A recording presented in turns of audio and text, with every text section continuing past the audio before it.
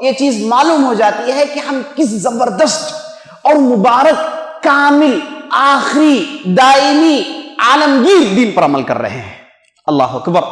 امام الشاطبی ایک بہت بڑے امام گزرے ہیں، انہوں نے ایک بہترین نسخہ سکھایا۔ انہوں نے کہا کہ اگر تمہیں کسی بھی ایک مذہب یا دین کے اندر وہ حق ہے یا نہیں ہے، یہ جاننے میں اگر مغالطہ پیش آئے، دقت پیش آئے، تو یہ جان لو کہ اللہ نے ہر باطل فرقے، ہر باطل مذہب اور دین کے اندر ایسی نشانیاں اللہ نے بنا دی ہیں جنہیں دیکھ کر آپ سمجھ سکتے ہیں کہ وہ باطل ہیں اور آپ حق پر ہیں۔ جب ہم ہمارے آیات پر نظر ڈالتے ہیں، ہم مسلمان اپنے تیوہاروں پر نظر ڈالتے ہیں، ہمارے عید پر نظر ڈالتے ہیں، ہمارے سیلیبریشنز پر نظر ڈالتے ہیں، تو ہمارا دین، ہمارا عید، بلکہ ہماری عیدیں ایسی ہوتی ہیں جن میں ہر طبقے کو ملحوظ رکھا جاتا ہے۔ ہماری اعیاد میں غریبوں کو سب سے پہلے پریورٹی دی جاتی ہے، یہاں تک کہا گیا آپ عید کے دن عید کی خوشی اس وقت نہیں منا سکتے جب تک آپ صدقۃ الفطر ادا نہیں کر دیے ہوں۔ آپ نے رمضان کے روزے رکھے، عید کی نماز سے پہلے صدقۃ الفطر ادا کر دیں تاکہ کم از کم اس دن غریب محتاج لوگ خوشی منا سکیں۔ یعنی آپ کے خوشی کے سامان تیار ہونے سے پہلے ان محتاجوں کے خوشی کے سامان تیار ہو جائیں۔ اور ہم ہماری عید میں نظر ڈالتے ہیں تو ہم قربانی دیتے ہیں، گوشت کی تقسیم کے تعلق سے یہ حکم آیا کہ آپ محتاجوں میں اس گوشت کی تقسیم کریں پہلے۔ یعنی ہر چیز میں ہمارے دین نے غریب طبقوں کو ملحوظ رکھا، محتاجوں کو ملحوظ رکھا، کیونکہ یہی عام طور پر بڑی تعداد میں ہوتے ہیں، مالدار گنتی کے چند ہوتے ہیں، لیکن عام طور پر انسانوں میں محتاج اور فقیر ہوتے ہیں۔ تو اسلام نے کہا کہ پہلے ان کی دیکھ بھال ہونی چاہیے، انہیں خشک کر دیا جائے اور پھر تمہارے خشک کا انتظام کریں۔ آپ دوسرے ادیان پر نظر ڈالیں، ادھر ہوتا کیا ہے؟ دیکھیے اللہ سبحانہ وتعالیٰ آپ حق پر ہیں یہ جاننے کے لیے آسان راستہ اللہ نے بنا دیا۔ ان کے آیات پر نظر ڈالیے، ہوتا کیا ہے؟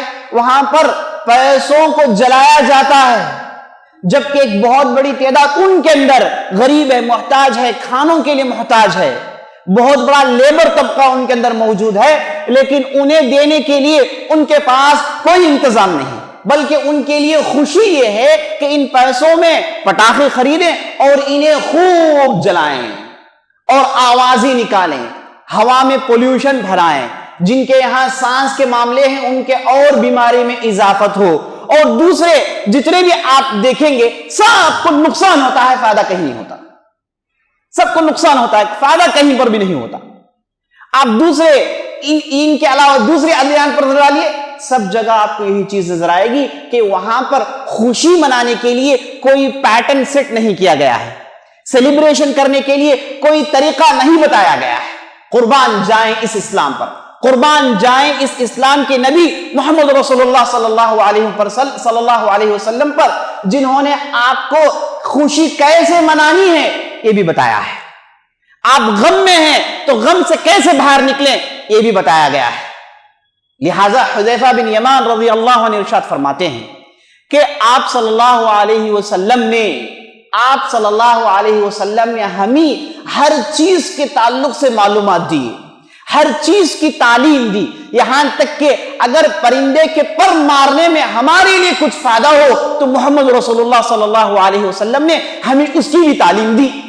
جب یہودی نے یہ بات سنی کہ یہود کا جو مذہب ہے وہ غیر مکمل ہے، اس کے اندر صرف ان کے مذہب کے لوگوں کے لیے تعلیمات ہیں، صرف بنی اسرائیل کے لیے نازل کردہ شریعت ہے، موسوی شریعت علیہ السلام، صرف بنی اسرائیل کو ملحوظ رکھا جاتا ہے، کوئی یہودی نہیں بن سکتا۔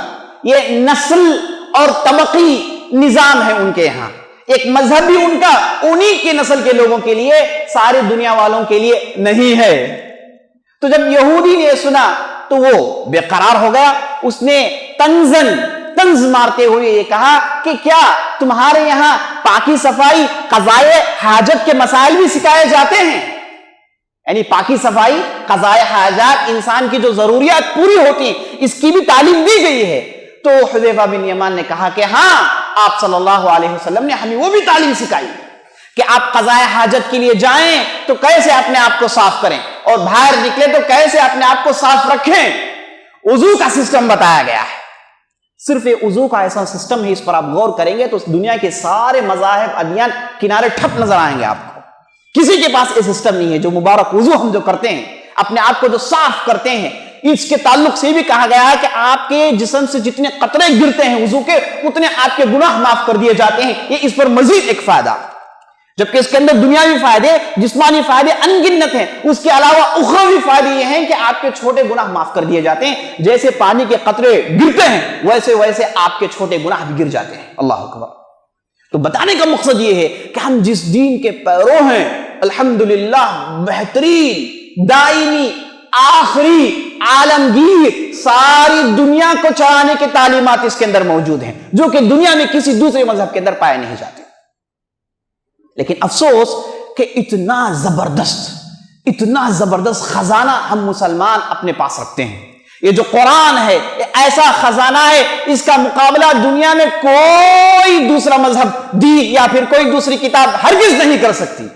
سب اش کرتے ہیں, تعجب میں پڑتے ہیں جب لوگ اس پر ریسرچ کرتے ہیں. دنیا کے ایسا کوئی یونیورسٹی نہیں ہے جن میں خاص طور پر مذہب کے تعلق سے گفتگو کرنے کے لیے ڈپارٹمنٹس نہیں بنائے جاتے.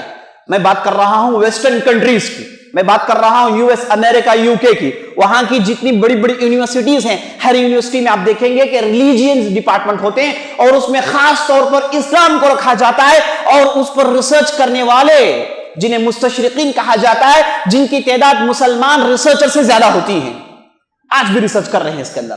اللہ اکبر, ایسا مبارک دین ہے. لیکن افسوس ہم نے اس دین کو کس ڈھنگ سے پیش کیا, حالات کو مد نظر رکھتے ہوئے ہم جن چیزوں کو سیکھنا چاہیے, جن چیزوں کو جاننا چاہیے, وہ یہ ہے کہ آپ کے اڑوس پڑوس میں یہ گمراہی پھیلی ہوئی ہے.